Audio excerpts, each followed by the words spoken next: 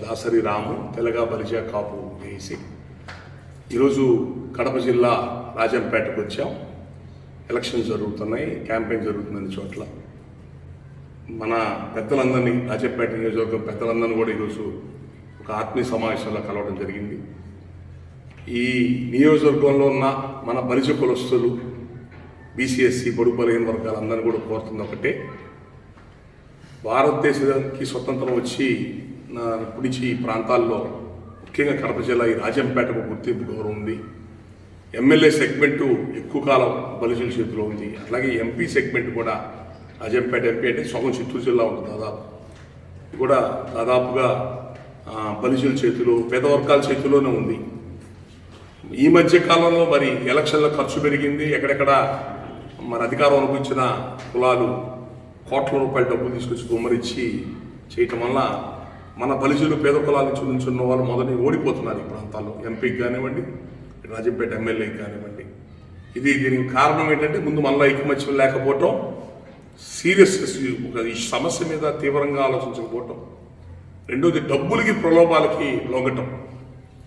మిమ్మల్ని అందరూ కోరుతుంది ఒకటే, మీరు నేను రాయలసీమలో ఎక్కడ కృష్ణదేవరాయలు గారి విగ్రహాలు పెట్టినా బలిజోలో పెడతారు సొంత డబ్బులతో. అంటే ఏంటి?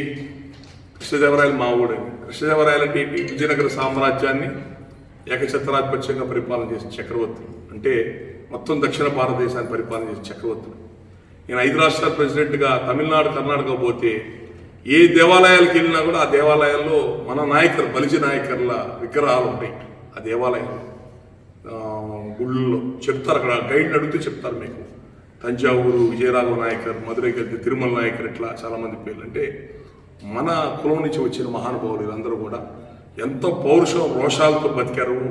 తిండికి లేకపోయినా ఆత్మగౌరవంతో బతికారు తప్ప ఎప్పుడు ఎవరి ముందు చేయాల్సిన అట్లాంటి జాతి నుంచి వచ్చాం.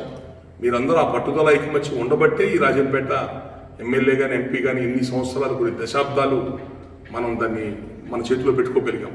కానీ ఈ మధ్య కాలంలో మరి ఏమి తేడా పడిందో, మన వాళ్ళకి ఎందుకు ఆలోచన విధానం మారిందో, మరి డబ్బులకు లొంగుతున్నారో ఏమో తెలియదు. కానీ ఈ బలిజ సమాజం నుంచి వచ్చిన వాళ్ళు ఓడిపోతున్నారు రెగ్యులర్గా. మళ్ళీ ఈసారి ఎంత దౌర్భాగ్యం చూడండి, రాయలసీమలో బలిజలు ఎంత భయంకరమైన పరిస్థితి వచ్చిందంటే 4 జిల్లాలు 52 నియోజకవర్గాల్లో వైసీపీ అయితే ఒక్క సీట్ ఇవ్వాల. ఒంగోలు, నెల్లూరు జిల్లాలు కలిపితే 72 నియోజకవర్గాలు ఒక్క సీట్ ఇవ్వాల. 6 జిల్లాలు ఒక్క సీట్ ఇవ్వాల వైసీపీ. టీడీపీ పార్టీ 4 జిల్లాలను చూసుకుంటే రాజంపేట ఒకటే సీటు, జనసేన పార్టీ తిరుపతి ఒకటే సీటు. మీరున్న జనాభా ఎంత? రాయలసీమలో అత్యధిక జనాభా ఉంది బలిజల తర్వాతే కురబ కానివ్వండి, ఈడికి కానివ్వండి, ఎవరు వచ్చిన తర్వాతే వస్తారు. ఇక్కడ రెడ్డి సామాజిక వర్గం ఎవరు వచ్చినా కూడా మరి ఇంత బలీయమైన కులం ఉండి కూడా మనకు సీట్లు ఎందుకు ఇవ్వట్లేదు? మనలో ఐక్యమత్యం లేదు కాబట్టి, గెలిపించుకోవాలి, మనోని గెలిపించుకోవాలి పట్టుదల మన దగ్గర లేదు కాబట్టి, డబ్బులు అమ్ముడుపోతున్నాం కాబట్టి రాజకీయ పార్టీలు మన పరిగణలో తీసుకోవట్లేదు. దయచేసి మన పద్ధతులు మార్చుకుందాం. మన పెద్దలు ఏ గౌరవంతో రోషంగా బతికారో ఆ గౌరవ రోషాలతో బతకడానికి ప్రయత్నం చేయండి తప్ప ఈ అవినీతి డబ్బుల్ని, అన్యాయాన్ని ఎక్కడో సమాజాన్ని దోచుకుని తెచ్చిన డబ్బులు పంచుతుంటే ఆ డబ్బులు తీసుకున్న ఇచ్చే 1000 రూపాయలు 2000తో మనం మేళ కడతామా? మనమేమన్నా? దయచేసి ఈరోజు Telugu Desam party, Janasena party, BJP party కూటమి తరఫున బాలసుబ్రహ్మణ్యం గారికి, ఇక్కడ పాల్గొండ రాయుడు గారి అబ్బాయికి రాజంపేట ఎమ్మెల్యే టికెట్ ఇచ్చారు. మంచి వ్యక్తి, మంచి కుటుంబ నేపథ్యం, చరిత్ర ఉంది కుటుంబానికి, ఫైట్ చేసిన కుటుంబం అది.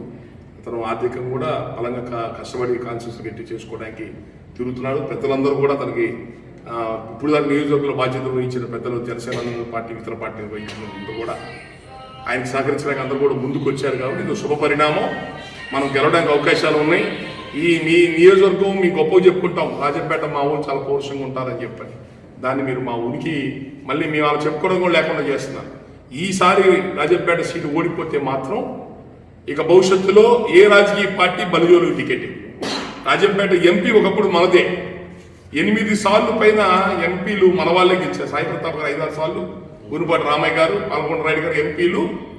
40 ఏళ్ల పైన ఎంపీ పైన చేసింది ఎవరు? బలిజోళ్ళే. ఈ రోజు రాజంపేట ఎంపీకి మన చేతిలో లేదు. రాజంపేట ఎంపీ పోయింది, 2 రెట్ల చేతికి పోయింది. ఇక ఇదే ఎమ్మెల్యే సీట్ కూడా ఇట్లాగే పోతుంది. మనం బాధ్యత రాహిత్యంగా ఉండి ఇలా డబ్బులు తీసుకొని ఎట్లా పడితే ఒకరికొకరు గొడవలు పడుతూ ఈర్ష్యాశులతో మనం ఇట్లాగే చేస్తే మాత్రం రాజంపేట ఎలక్షన్లు ఇక్కడ ఏమాత్రం పొరపాటు జరిగినా భవిష్యత్తులో ఈ నియోజకవర్గం తరఫున బలిజలు ఉనికి మర్చిపోయినట్టే. అందుకోసం దానికోసమే మన బలిజ కులస్తులు అందరూ కూడా ఐకమత్యంగా పనిచేసుకోమని, బాలసుబ్రహ్మణ్యం గారికి అండగా ఉండమని మేము ఎక్కడో గుంటూరు అక్కడ నుంచి దూరం వచ్చింది. దయచేసి అందరూ మిమ్మల్ని చేతులొడిచి అడుగుతున్నాను. అందరూ ఒక మాట మీద ఉండండి, పెద్దల మాట వినండి, గౌరవించండి. అందరూ కూడా ఐకమత్యంగా చేసుకోండి. రేపు రాబోయే ఎలక్షన్లో బాలసుబ్రహ్మణ్యం గారిని మంచి మెజారిటీతో గెలిపించాలని చెప్పి కోరుతున్నాను. అట్లాగే బీజేపీ పార్టీ తరఫున కూటమికి కిరణ్ కుమార్ రెడ్డి గారు నిలబడ్డారు. బీజేపీ పార్టీ కూడా మనకి 2 సార్లు రాష్ట్ర అధ్యక్షులు ఇచ్చింది, సోమవీర్రాజు గారికి, కన్నా లక్ష్మణారాయణ గారు. తెలంగాణ గారు కూడా లక్ష్మణ్ బండి సంజయ్ గారికి ఇచ్చింది. అంటే పేద వర్గాల రాజ్యాధికారం ఇవ్వాలన్న ప్రయత్నం జరుగుతుంది బీజేపీ నుంచి. కాబట్టి మనకి నేషనల్ పార్టీ కూడా కావాలి. దక్షిణ భారతదేశంలో ఆంధ్రప్రదేశ్ 22%, దక్షిణ భారతదేశం మొత్తం కలిసి 15% జనం ఉన్న కులం మనకు నేషనల్ పార్టీ కావాలి కదా. కాంగ్రెస్ లేదు కాబట్టి కనీసం మళ్ళీ గెలవబోతుంది బీజేపీ లాంటి బలమైన పార్టీ మనం ఓన్ చేసుకోవాల్సిన అవసరం ఉంది. కాబట్టి ఎన్డీఏ కూటమి మరి మీరందరూ అండగా ఉండాలని కోరుకుంటున్నాను. బాలసుబ్రహ్మణ్యం గారిని మంచి మెజారిటీతో గెలిపించాలని కోరుకుంటున్నాను. థ్యాంక్